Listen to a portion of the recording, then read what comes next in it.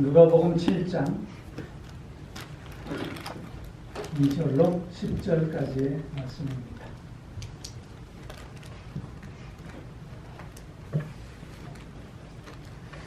어떤 백부장의 사랑하는 종이 병들어 죽게 되었더니 예수의 소문을 듣고 유대인의 장로 몇 사람을 예수께 보내어 오셔서 그 종을 구해 주시기를 청한지라. 이에 그들이 예수께 나와 간절히 구하여 이르되 이 일을 하시는 것이 이 사람에게는 합당하나이다. 그가 우리 민족을 사랑하고 또한 우리를 위하여 회당을 지었나이다 하니 예수께서 함께 가실새 이에 그 집이 멀지 아니하여 백부장이 벗들을 보내어 이르되 주여 수고하지 마옵소서. 내 집에 들어오심을 나는 감당하지 못하겠나이다.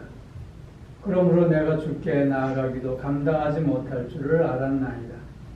말씀만 하사 내 하인을 낫게 하소서. 나도 남의 수하에 든 사람이요 내 아래에도 병사가 있으니 이더러 가라 하면 가고 저더러 오라 하면 오고 내 정도로 이것을 하라 하면 하나이다. 예수께서 들으시고 그를 놀랍게 여겨 돌이키사 따르는 무리에게 이르시되 내가 너희에게 이르노니 이스라엘 중에서도 이만한 믿음은 만나보지 못하였노라 하시더라. 보내었던 사람들이 집으로 돌아가 보매 종이 이미 나아 있었더라. 아멘. 이 말씀을 통해서 담고 싶은 삶이라는 제목으로 말씀을 나눕니다. 우리 마음에 있어서는 안 될 5가지 마음이 있대요. 이 마음이 있으면 꼭 버려야 할 그런 마음이지요. 첫째는 의심. 특별히 자기 자신에 대한 의심의 마음을 버릴 수 있어야 한다 하는 것이죠. 내가 하는 그 일에 대해서, 내가 가는 그 길에 대해서, 내가 보는 그것에 대해서 의심해서는 안 된다. 즉 나의 생각, 나의 판단, 나의 능력을 의심해서는 결코 앞으로 나아갈 수 없는 것이다. 특별히 자기 존재의 귀함에 대해서 의심한다면 그 삶은 세워지는 삶이 아니라 무너지는 삶이 될 수밖에 없다라고 하는 것이죠. 두 번째 버려야 할 마음은 소심, 작은 마음. 너는 이렇게 소심하냐 그러잖아. 그 소심한 마음이 있으면 두려움이 생길 수밖에 없습니다. 마음이 담대한 사람에게는 두려울 것이 없는 것이죠. 우리가 큰 사람이 될 수 있어야 하고 큰 마음을 갖는 사람이 될 수 있어야 하고 어떤 조건과 환경 속에서도 당당함을 잃지 않는 자가 될 수 있어야 하겠다. 그래서 소심, 이걸 버려야 된대. 세 번째로 버려야 될 마음은 변심, 변하는 마음. 처음과 끝이 달라져서는 안 된다라고 하는 거죠. 강하고 담대한 마음으로 늘 우리의 그 첫사랑을 잃어버리지 않고 목표를 향하여 앞으로 전진하기 위해서는 초심을 잃지 않는 그런 우리가 되어야 하지 않겠느냐라고 하는 것입니다. 네 번째로 버려야 할 마음은 교심, 교만한 마음. 우리의 마음속에 교만함이 들어오면 주변에 있는 사람들이 다 떠나가게 될 수밖에 없는 것이죠. 사람을 잃게 된다고 하는 거예요. 우리의 마음에 교만함이 생기게 되면 다른 사람은 보이지 않고 나만 보는 대단히 위기적인 사람이 될 수밖에 없는 것이죠. 이 교만한 마음을 갖게 되면 잠언에서 얘기한 것처럼 패망의 선봉이 되어질 수밖에 없는 거지. 망하는 삶이 될 수밖에 없다는 겁니다. 마지막 다섯 번째로 버려야 할 마음은 원심, 원망하는 마음이라는데, 원망하는 마음. 네. 우리 마음 가운데 원망하는 마음이 있으면 늘 스스로가 피곤해진다고 하는 거예요. 어제 나의 삶을 원망하게 되면 오늘이 피곤해지잖아요. 어제 나의 행동, 어제 내가 바르게 살지 못한 것에 대해서 원망하는, 스스로를 원망하는 마음이 가득하다면 결코 오늘을 기쁨으로, 감사함으로 살아갈 수 없게 되는 거잖아요. 원망하는 이 마음이 없어야 우리는 바로 앞으로 나아가는 삶을 살 수 있게 되는 것이죠. 우리가 버려야만 하는, 우리 마음에 있어서는 안 될 이 다섯 가지의 마음을 뒤집어 보면 우리 마음에 있어야 할 마음이 뭐겠습니까? 의심 대신에 신심, 믿는 마음이 있어야 합니다. 소심 대신에 제가 대심이라고 그랬어요. 큰 마음이 있어요. 큰 마음. 변심, 변하는 마음 대신에 우리에게 있어야 할 말은 직심. 네? 앞으로 변치 않고 나아가는 그런 마음이 있어야 되겠고, 교심, 교만한 마음 대신에 우리 마음에 있어야 할 것은 겸심, 겸손한 마음이 되질 수 있어야 되겠고, 마지막으로 원심, 원망하는 마음 대신에 우리 마음에 채워야 할 마음은 애심, 사랑하는 마음, 감심, 감사하는 마음이 되어야 하겠다. 여러분, 이런 마음으로 사는 사람의 삶의 모습은 어떠할까를 한번 생각해 보세요. 그런 마음으로 사는 사람을 상상해 볼 때 우리는 저 삶을 담고 싶다, 그렇게 생각되어지지 않을까 합니다. 여러분 주변에 닮고 싶은 사람이 있는지 모르겠어요. 나도 저렇게 살고 싶다. 나도 저런 삶을 이어갈 수 있었으면 좋겠다. 그런 사람들이 주변에 있는지 모르겠어요. 없어도 상관없어요. 왜냐하면 내가 그 사람이 되면 되니까. 내가 다른 사람이 나를 닮고 싶어하는 바로 그 사람이 내가 되면 되는 것 아니겠느냐 하는 것이죠. 오늘 본문은 사랑하는 종을 고치기 위해서 예수님을 찾는 한 백부장에 대한 이야기입니다. 이 백부장은 예수님으로부터 가장 큰 칭찬을 받은 자입니다. 이만한 믿음을 내가 만나보지 못하였다. 이 백부장의 이런 예수님으로부터 칭찬받는 믿음, 칭찬받는 삶을 생각해 보면 내가 오늘 닮아야 할 삶이 아닐까 하는 생각을 갖게 됩니다. 오늘 본문에 나타난 이 백부장의 삶의 모습은 어떤 삶이었을까를 한번 살펴보면서 나의 삶도 결단해보는 이 시간이 될 수 있기를 소망해 봅니다. 가장 먼저 이 백부장의 삶은 품격 있는 삶이었다, 그렇게 정의하려고 합니다. 오늘 2절로 5절 말씀을 보면 어떤 백부장의 사랑하는 종이 병들어 죽게 되었다. 여러분,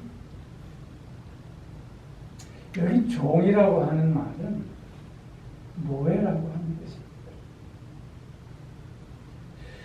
당시 로마 시대에는 노예는 물건과 같았습니다. 병들면 버리면 그만이고, 버린 자리에 다른 노예를 사오면 그만이었습니다. 그런데 오늘 이 백부장은 그 시대적 상황에서 보면 아무런 보잘것없는, 아무런 가치 없는 병든 그 종을 사랑했다. 그렇게 말씀하고 있습니다. 병행구절인 마태복음 8장에서 보면 이 종이 중풍병이 들어 누워있어 심히 괴로워했다. 그렇게 말하고 있습니다. 즉, 이 백부장은 그 종의 고통을 자기의 고통으로 느끼고 있었음을 보여주고 있는 것입니다. 이 백부장은 그 종을 사랑하고 불쌍히 여겼다는 것입니다. 불쌍히 여긴다라고 하는 것을 어떤 사람이 이렇게 정의했더라고요. 내 마음에 있는 당신의 고통,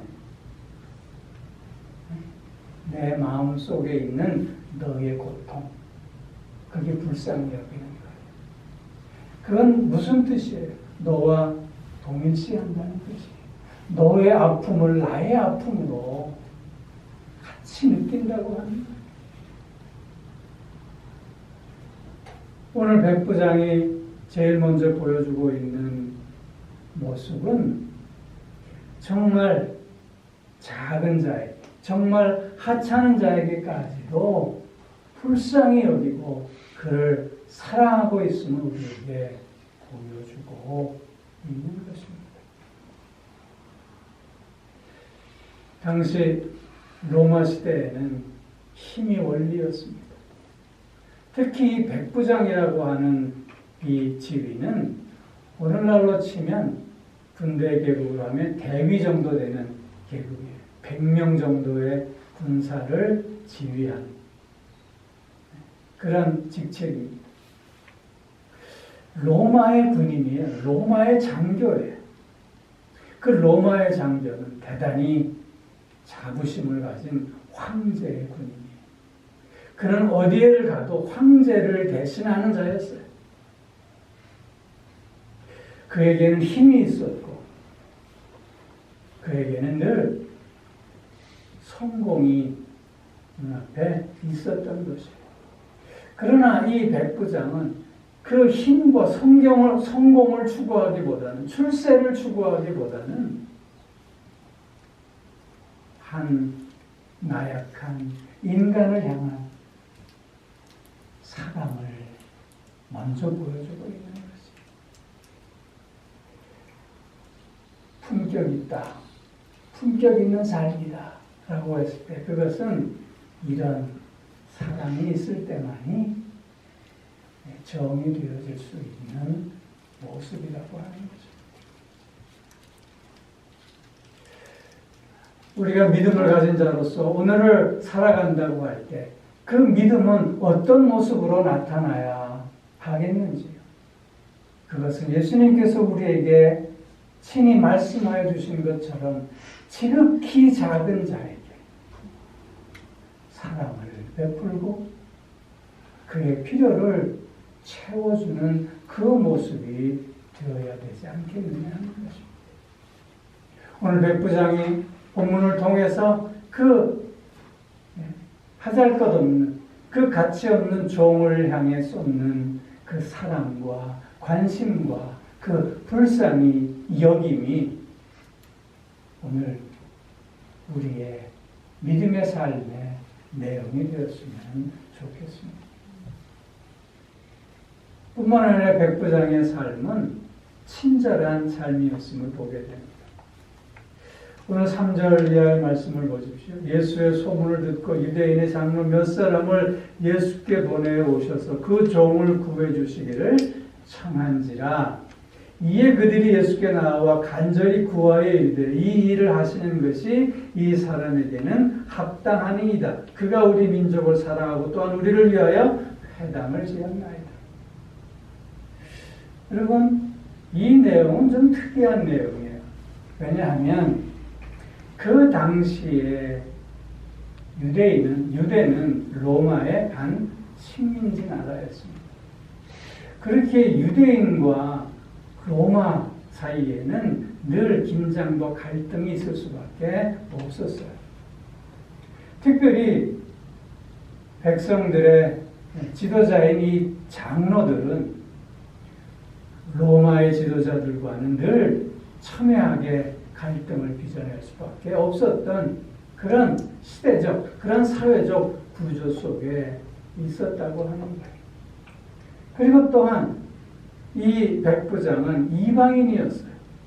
유대인과 또한 이방인 사이에는 늘 그 사이에 깊은 교류할 수 없는 골이 있었어요. 그것이 유대의 전통이었습니다. 그런데 이런 시대적인 상황이나 이런 유대의 전통을 지금 넘어서고 있는 모습을 보여주고 있어요. 이 백부장이 장로들에게 부탁을 하고 이 장로들이 친히 예수님께 나와서 간청하고 있습니다. 이 일을 하시는 것이 이 사람에게는 합당하나이다. 장로들이 오히려 갈등 관계에 있고 오히려 원수라고 해도 무방할 그 사람을 위해서 변호하고 있고 그를 인정하고 있고 그를 높이고 있는 모습을 보여주고 있는 거예요. 어떻게 이랬을까요? 그것은 이 백부장이 그 유대 사람들에게 친절함, 그 유대 사람들을 먼저 배려하고 존중하는 모습으로 다가갔기 때문이 아니었는가 하는 것이지.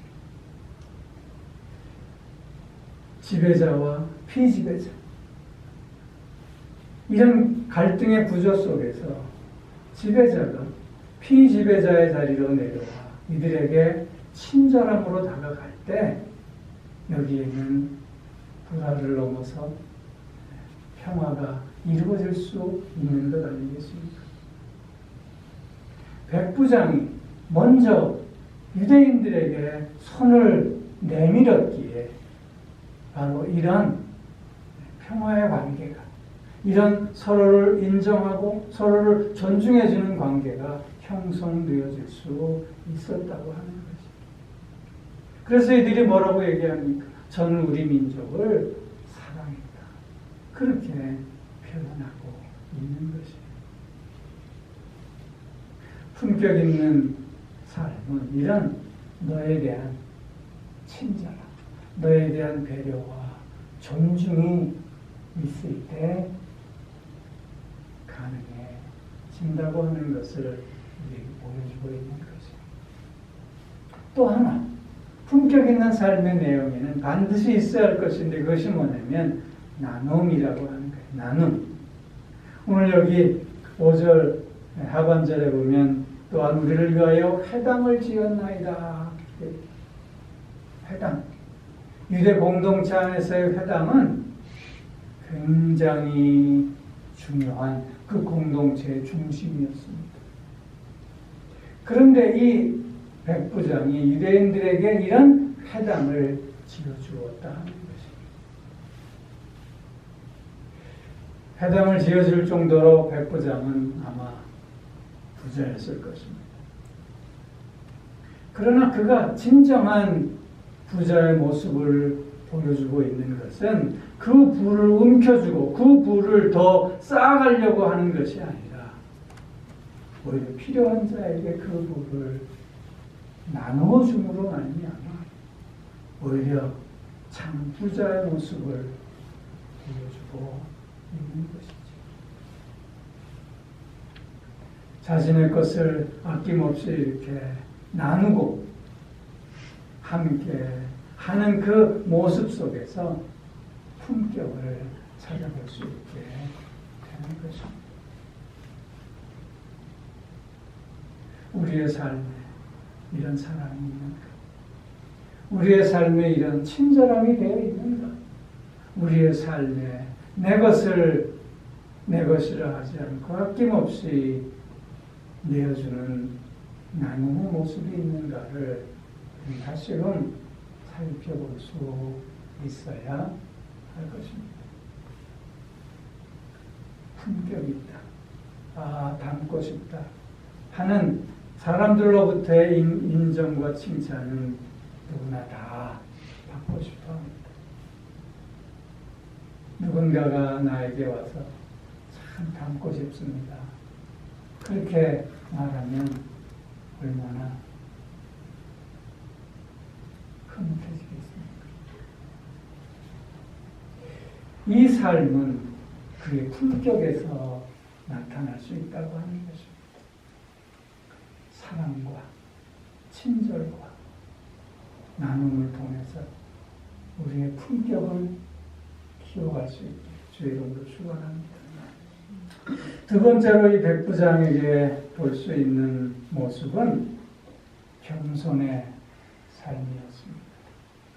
오늘 6절로 8절 말씀에서 보면 예수님이 내게로 오는 것을 내가 감당하지 못하겠습니다. 나도 남의 수하에 있고 내 밑에도 부하가 있는데 저들 보고 가라 하면 가고 오라 하면 오리라. 나도 누군가가 와라 그러면 가야 하는 그런 존재입니다. 그렇기에 주님이 내 집에 오는 것을 내가 감당할 수 없습니다. 그렇게 지금 고백하고 있어요. 여러분, 백부장은 그 지역에서 그 지역의 치안이라든가 그 지역의 모든 것을 담당하는 가장 그 지역에 힘 있는 자라 할 수 있습니다. 근데 그 자가 자신을 다시 한번 새롭게 바라보는 거예요. 아, 나는 어떤 사람인가? 내가 이 지역을 지금 모든 책임과 권한을 가지고 다스리고 있지만, 그러나 나 또한 누군가로부터 다스림을 받는 사람이고, 나의 다스림을 또한 받는 사람도 있다.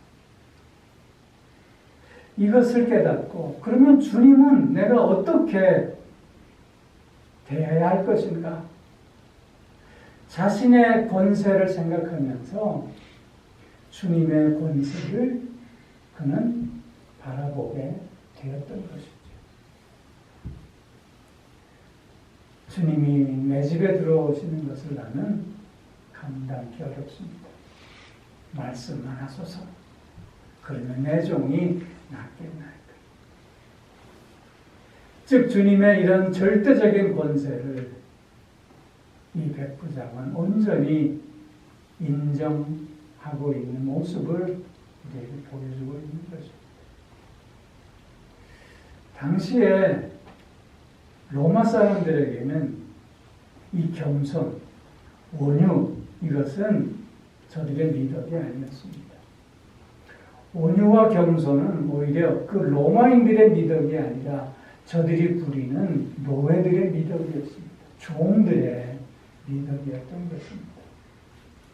오히려 로마 사람들은 어디를 가나 자기의 힘을 자랑하는 사람들이었고, 그 힘이 크면 클수록 더 우쭐거리는 사람들이었습니다. 그렇기에 겸손이라든가 온유는 오히려 그들이 애써 외면했던 그런 동력들이었습니다. 예수님께서 그 시대에 오셔서 그래서 이렇게 말씀하시는 것입니다. 저들을 향해 나는 마음이 온유하고 겸손하니 내게 와서 배우라. 그 온유와 겸손, 그 당시에 그 온유와 겸손이라고 하는 미덕은 일반적으로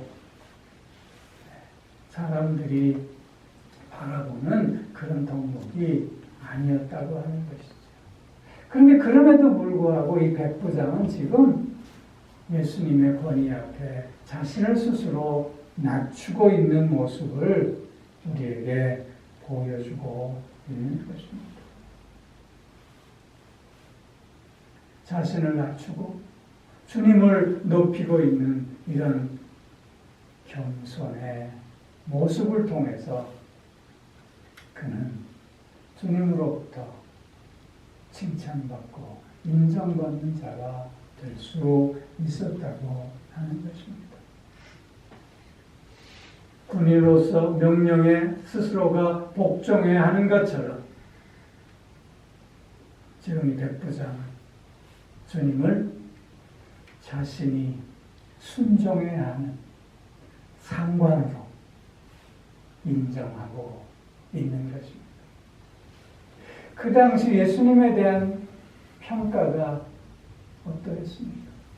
하나님의 아들이라고 메시아라고 평가받을 때가 아니었습니다. 그저 새로운 바람을 조금씩 일으키고 있는 가난한 랍비 정도로 평가받고 있던 그때에 유대인들조차도 그 예수님을 제대로 인정하지 않고 있었던 그때에 이방인인 백부장 소문으로만 듣고 그 예수의 권세를, 그 예수의 권위를 인정하고 있는 진정한 겸손의 모습을 우리에게 보이고 있는 것입니다. 겸손한 자가 우리의 마음을 끕니까? 아니면 교만한 자가 우리의 마음을 끕니까?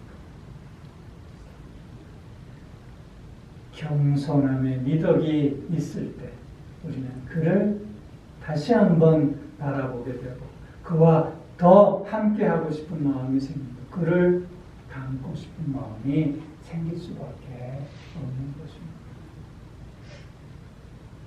예수님은 섬기기 위해 오신 분입니다. 예수님은 겸손함을 스스로 우리에게 보여주시기 위해 오신 분이십니다. 믿음을 가진 자, 그렇기에 우리는 누구 하나 예외 없이 겸손한 마음을 가질 수 있어야 하는 것입니다.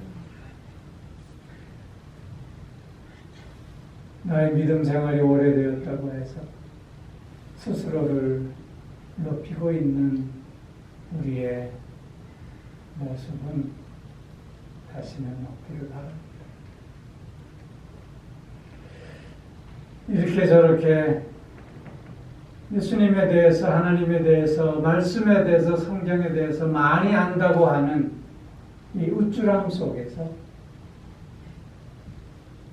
남을 무시하는 어리석고 그릇된 모습은 더 이상 없어야 할 줄로 믿습니다. 내가 일도 많이 하고 봉사도 많이 한다고 그러면서 스스로를 높이고자 하는 우리의 마음도 이제는 다 내려놓아야 할 줄로 믿습니다. 오늘의 나의 낙엽은 전적인 하나님의 은혜이기 때문입니다. 겸손함으로 오늘을 살아 담고 싶은 삶이 또한 되어질 수 있기를 축원합니다. 또 하나는 이타적인 삶을 살았다는 것.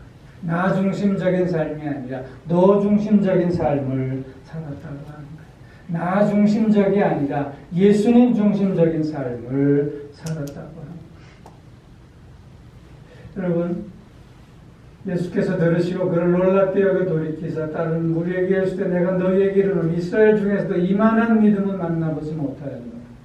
왜 예수님께서 이렇게 백부장의 믿음을 지금 칭찬하고 있는 것입니다. 그것은 이 백부장의 이 마음이 자기중심적이 아니라 너 중심적인, 너 우선적인 모습을 보여주었기 때문인 것입니다. 여러분, 나아만 얘기를 잘 아시지요? 문둥병에 걸린 나아만이 소문을 듣고 엘리사에게 찾아오잖아요. 그랬더니 엘리사가 어떻게 해요? 나와서 마중하지도 않고 게하시를 보내서 그냥 요단강에 가서 7번 씻으세요. 만나지도 않잖아요. 그래서 나아만이 어떻게 해요? 썽질내잖아요. 나한테 직접 나와서 나를 보고 하나님 여호와의 이름을 부르며 강처 위에 손을 얹어서 내 문둥병을 고쳐줄 줄 알았더니 코빼기도 안 보인다. 여러분, 나만의 이런 불평과 이런 화냄은 어떤 모습이에요? 나 중심적인 모습이잖아. 내 생각, 내 바람대로 되지 않자 정질나는 거예요. 거기에는 나만 있고 너는 없어요. 나만 있지 엘리사는 없어요. 나만 있지 하나님은 없는 거예요. 그런데 오늘 백부장의 모습은 어떤 모습이에요? 백부장은 없고 주님만 있어요. 말씀만 하세요. 오실 필요 없습니다. 그리고 또 한 가지 우리가 생각해야 할 것이 뭐냐면 이 백부장이 지금 새로운 깨달음을 갖게 된 거예요. 어떤 깨달음이냐면 당시의 유대 전통은 유대인과 이방인들이 교류할 수 없어요. 유대인들이 이방인의 집에 들어갈 수 없어요. 그런데 지금 백부장은 예수님에게 어떻게 청했어요? 우리 집에 와서 내 종을 고쳐주세요. 그렇게 청하잖아요. 근데 이 자신의 요구가 예수님 입장에서 보면 얼마나 불합리하고 합당하지 못한 요구인가를 깨닫게 되는 거예요. 그 예수님에게는 이게 얼마나 불편한 모습이 될 수밖에 없었을까라고 하는 모습을 깨닫게 되는 거예요. 나의 욕심이 여기 있어요. 내가 원하는 게 여기 있어요. 내가 원하는 건 나의 욕심을 채우기 위해서 남이 어떤 상황이든 어떤 모습이든 상관하지 않는 것이 아니라 나의 원함, 나의 욕심보다는 상대의 입장을 먼저 생각해주고 있는 백부장의 모습인 거예요.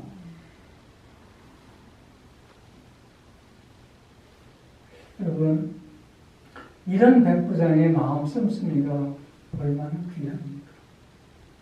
나보다는 너를 먼저 생각하는 거예요. 내 입장보다는 너의 입장을 먼저 생각하는 거예요. 나보다는 주님을 먼저 생각하고 있는 거예요. 주님이 굳이 내 집에 들어오실 필요가 있겠는가? 그 주님께 그 불편함을 드려야 할 이유가 있겠는가?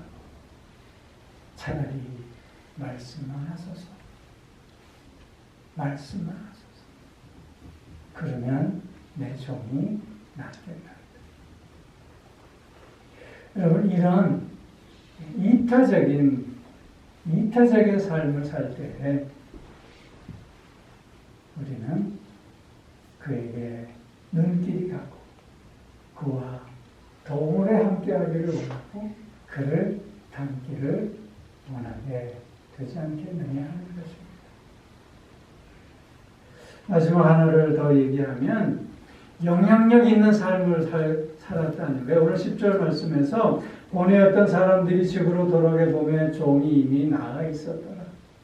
이 백부장의 이런 삶을 통해서 많은 사람들에게 영향력을 행사하고 있는 거예요. 어떤 영향력이에요? 제일 먼저는 생명을 살리는 영향력을 주고 있는 거예요. 그 종이 살아났어요. 고통 가운데 있던 그가 평안으로 회복되었어요. 건강함으로 회복되었어요. 여러분, 이런 종의 삶이 앞으로 어떻게 전개되었을까요? 이 종과 백부장의 관계는 앞으로 어떤 관계로 더욱 발전되었을까요?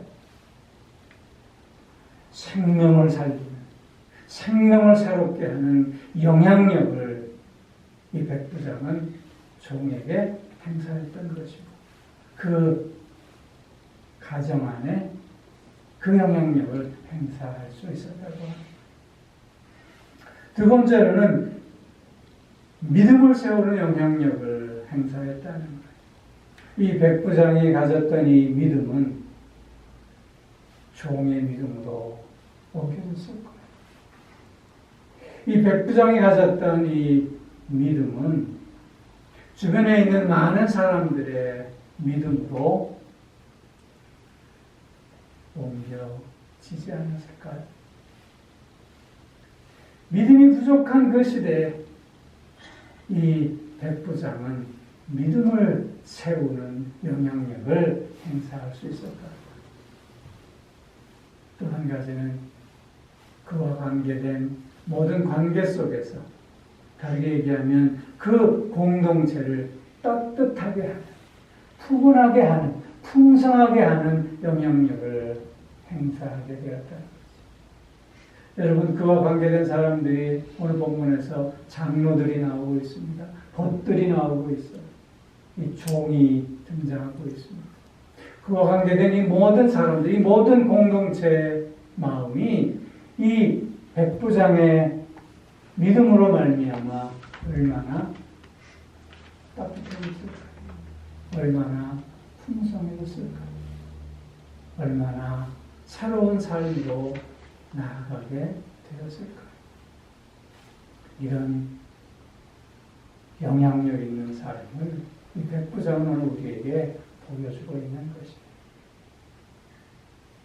닮고 싶은 삶은 이렇게 품격이 있고 겸손이 있고 이타적이며 영향력 있는 삶을 사는 모습인 것입니다.